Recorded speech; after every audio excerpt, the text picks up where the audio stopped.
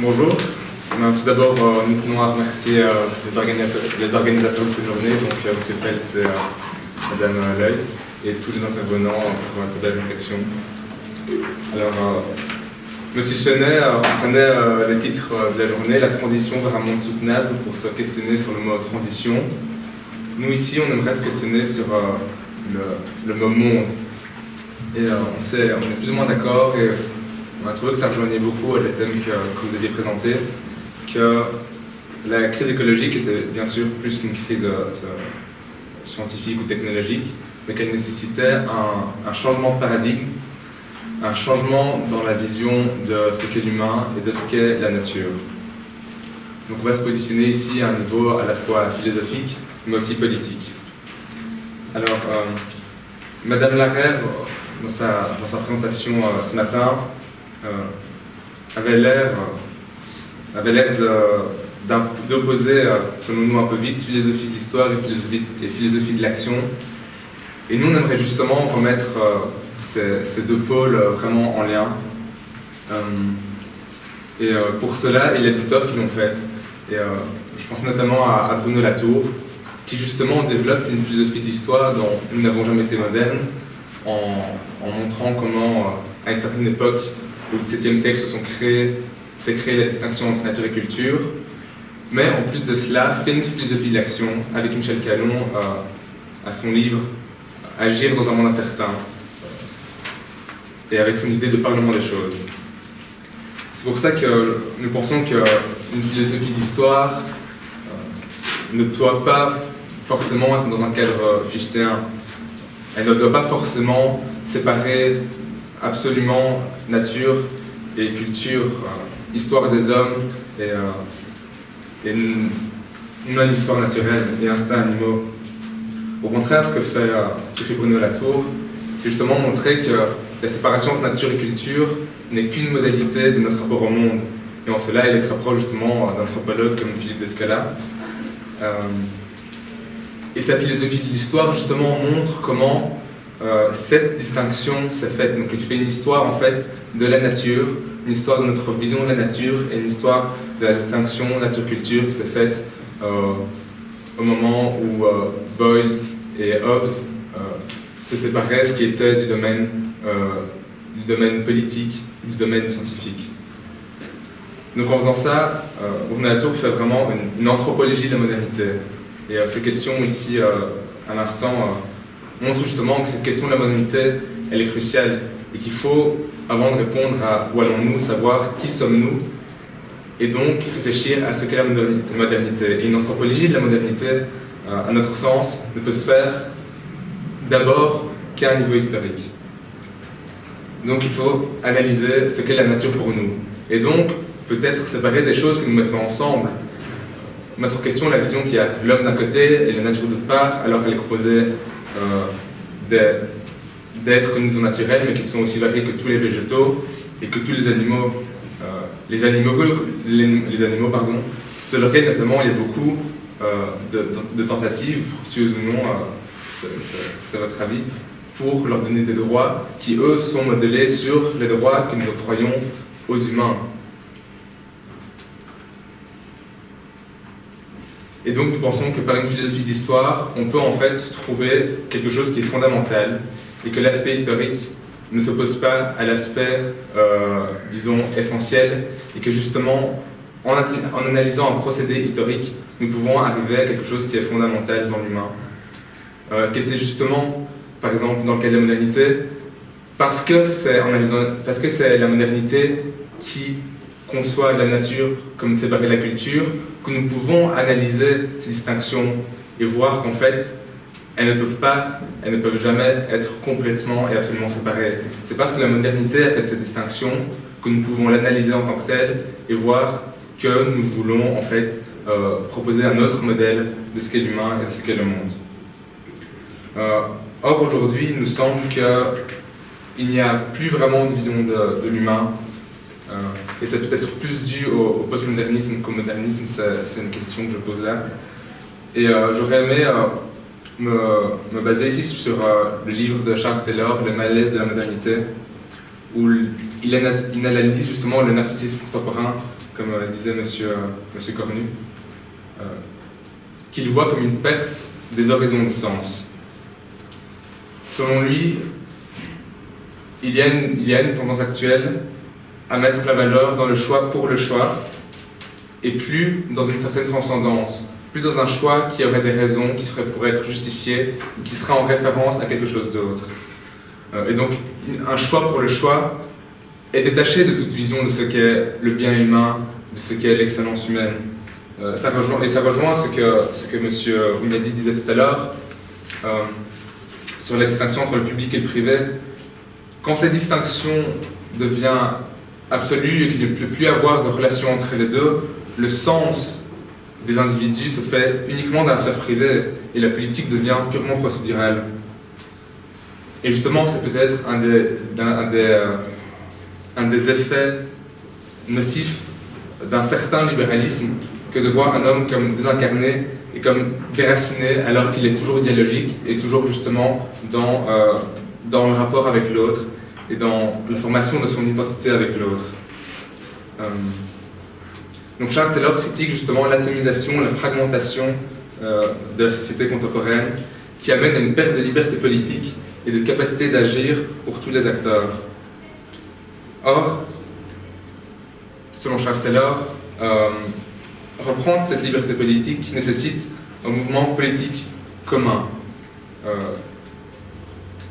Et de même, la réflexion sur où nous devrons aller dans la crise écologique, la réflexion sur quelle vision de l'humain nous voulons avoir, sur quelle vision de la nature nous devrons avoir, devra se faire dans un mouvement d'intersubjectivité, dans un mouvement commun et global.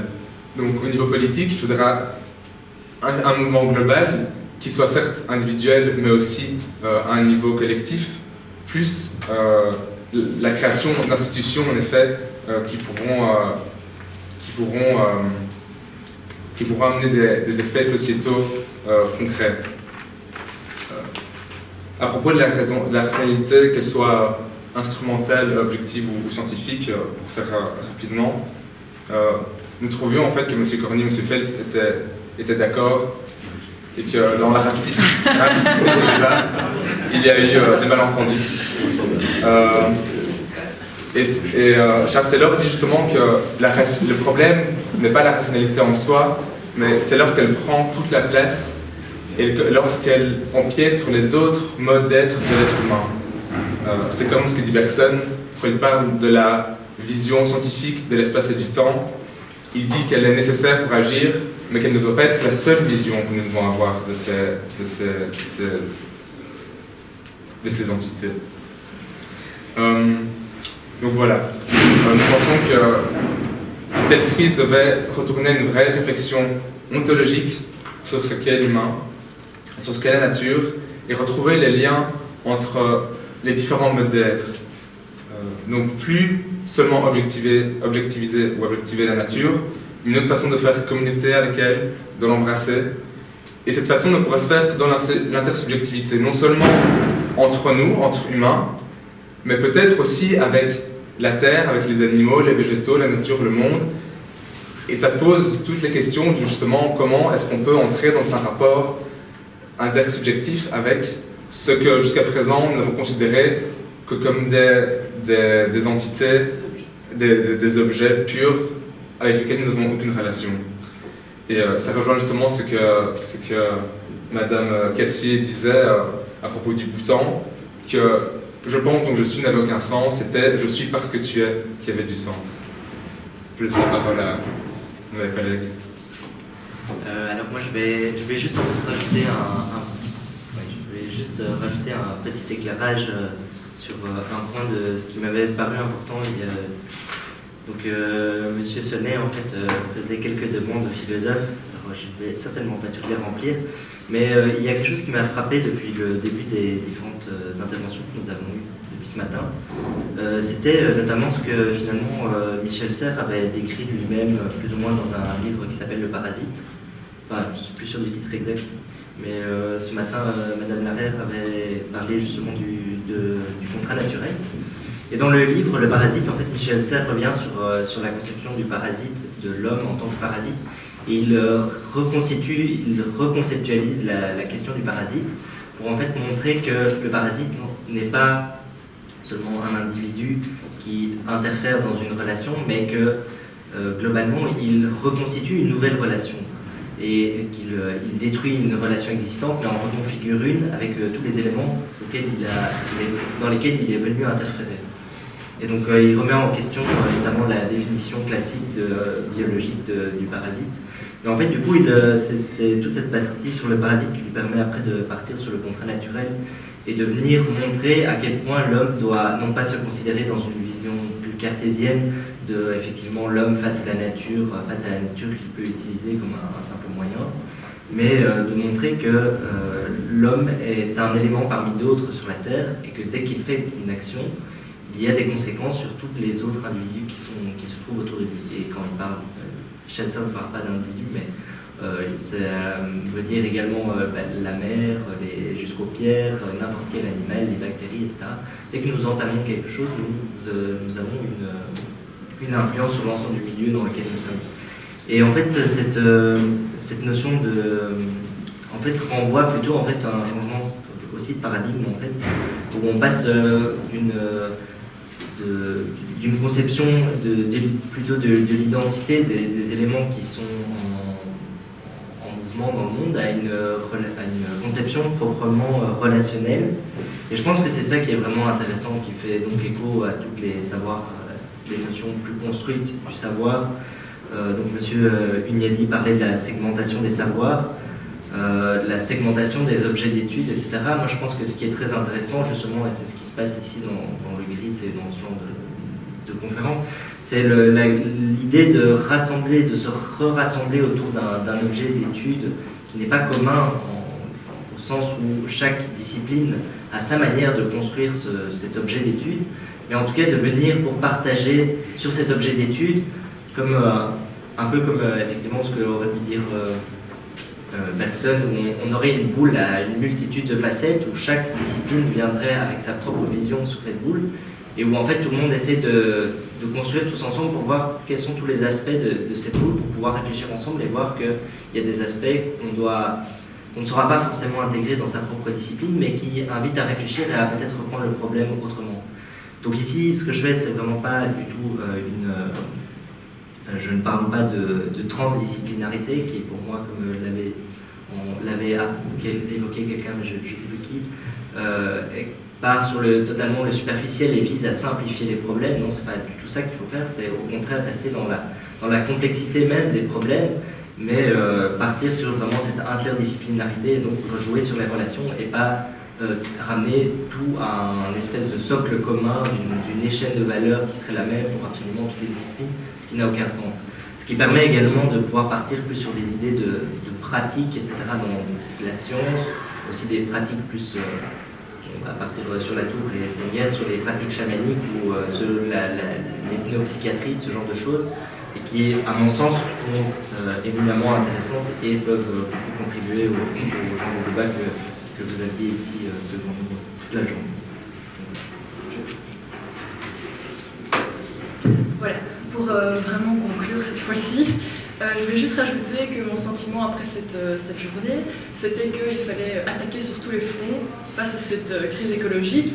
Je pense que honnêtement, la philosophie a un grand rôle à jouer pour justement identifier le paradigme qui nous a mené justement à cette crise, voir ce qu'on doit garder, parce que, comme disait M. Fels, la modernité a amené beaucoup de très bonnes choses, mais voir aussi ce qui a posé problème, et je pense qu'on l'a peut-être identifié, c'est l'objectivation de la science, entre autres, n'est pas un mal en soi, mais le devient quand on n'a plus de rapport à l'altérité, finalement, que de cette manière-là. J'avais beaucoup aimé, je reprends ce que tu as déjà dit, ce que Madame Cassier avait dit sur l'embrassement, ça peut être on ne doit plus essayer de comprendre spécialement la nature, à mon avis, dans la crise écologique, parce que c'est nouveau la ramener à soi et l'objectiver, ne pas la prendre en compte pour elle-même, mais on doit essayer d'avoir un autre rapport avec elle. Et donc je trouve que le terme d'embrasser était vraiment beau, je trouve, fait réfléchir en tout cas. Donc il faut attaquer sur tous les fronts, donc d'un point de vue philosophique, mais aussi par l'action, et même si elle peut paraître minime, je pense que l'action elle-même peut remettre les gens en question, certains fondements, et donc voilà. Merci.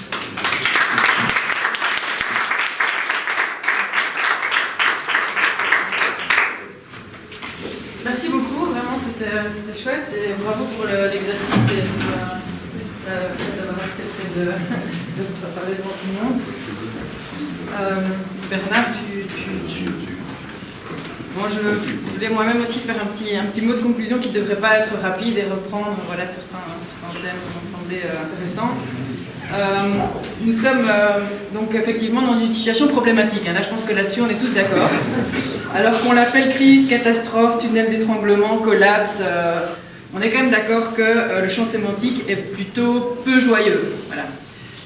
Et du coup, en découle un autre champ sémantique qui est probablement celui du déni. On a parlé de dissonance cognitive, d'attentisme, d'immobilisme. Les deux sont probablement liés. Alors, aborder ce type de champ sémantique ou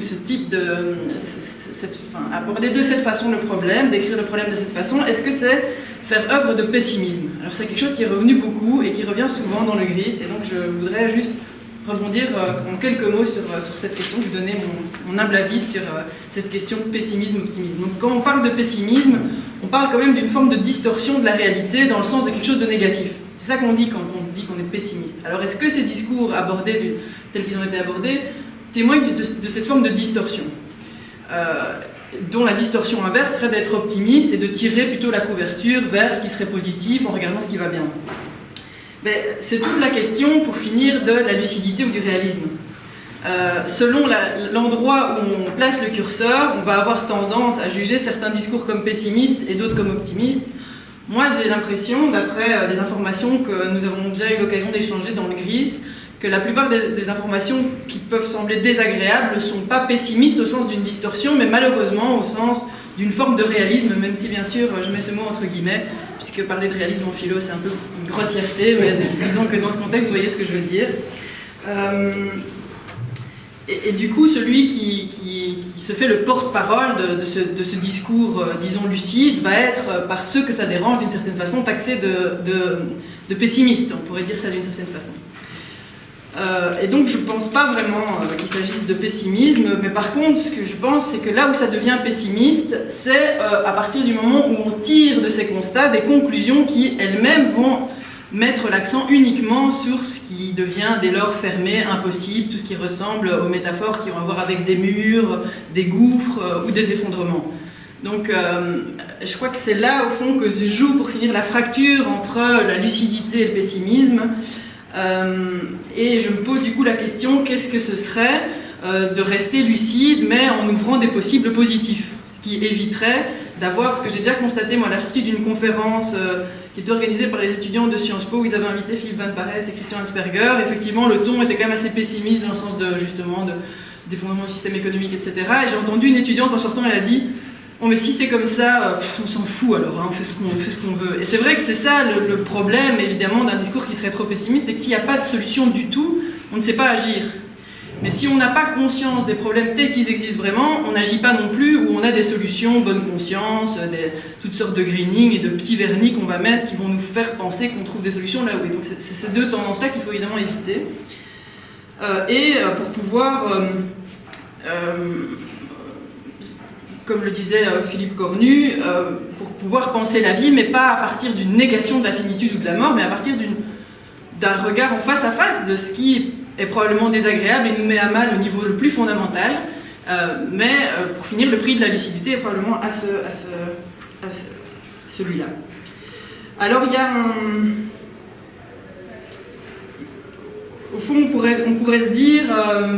si on veut pouvoir intégrer toute une série d'initiatives qui sont assez enthousiasmantes à l'heure actuelle et qui vont quand même dans le sens des solutions, comme tout ce qui se passe au niveau des collectifs, des créations sociales, au niveau des dynamiques altruistes qui se développent, des stratégies d'adaptation, de résilience, les démarches en agroécologie, tous les trucs liés aux nouveaux indicateurs, etc., qui sont quand même des germes porteurs d'espoir. Alors, est-ce qu'il faut les étouffer sous la cloche justement du pessimisme? Ben ça, ce serait ce qui, à mon avis, il ne faut pas faire.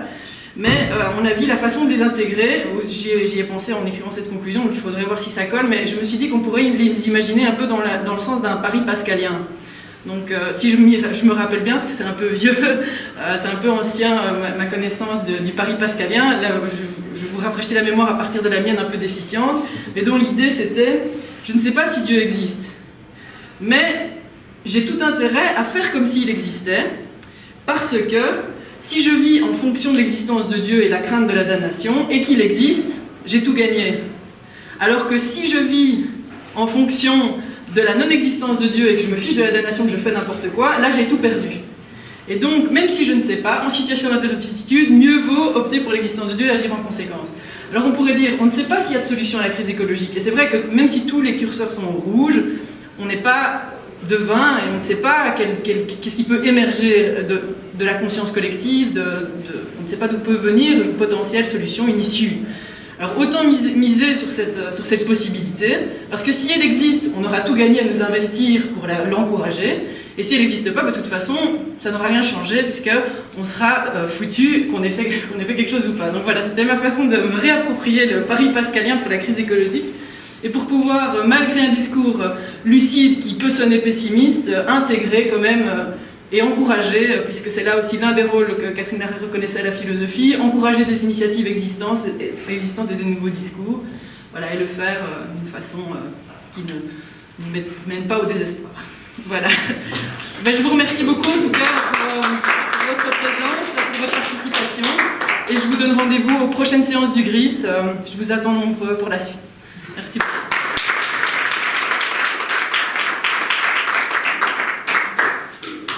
Rassurez-vous, je ne vais pas refaire une synthèse et ni relancer le débat. L'université est un lieu de débat. Et au moins, c'était un lieu où il y a eu débat et un lieu où il n'y a pas le déni du problème. Donc je pense que c'est quand même deux grandes qualités au niveau d'un processus universitaire. Et je remercie beaucoup Charlotte qui enfonce la cheville ouvrière de l'ensemble. On fait ça ensemble, mais c'est quand même qui fait le gros du boulot. Et M. Grier, on l'a